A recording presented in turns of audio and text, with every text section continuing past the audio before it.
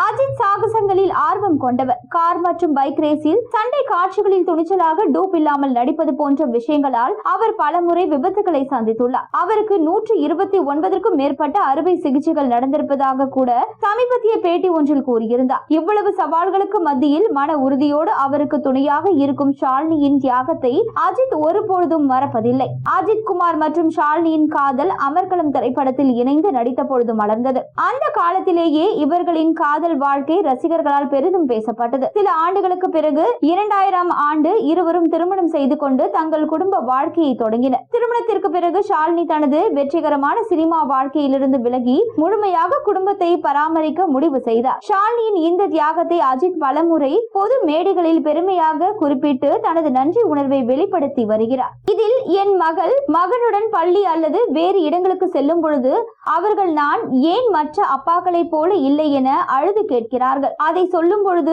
அவர் சற்று கண் கலங்கியது அனைவரின் மனதை நெருடியது. தனது மகன் ஆத்விக் தன்னை ஏன் பள்ளிக்கு அழைத்து செல்ல மறுக்கிறார் என்று அழுது கேட்டதாகவும், ஆனால் ஒரு நடிகர் என்பதால் அவர் காரில் சென்றால் பலர் பைக்கில் போட்டோ எடுப்பதற்காக ஃபாலோ பண்ணுவாங்க என்பதால் பாதுகாப்பு காரணங்களுக்காகவே தவிர்ப்பதாகவும் அவர் உருக்கமாக பேசியது அஜித்தின் தனிப்பட்ட வாழ்க்கையில் இருக்கும் சவால்களை வெளிப்படுத்தியது. தன் மனைவியின் உறுதுணையையும் தன்னுடைய ரசிகர்களின் பாதுகாப்பையும் மதித்து வாழும் அஜித்தின் இந்த வெளிப்படையான பேச்சு சினிமா நட்சத்திரங்களை பற்றிய ரசிகர்களின் பார்வையை மேலும் ஆழப்படுத்தி உள்ளது.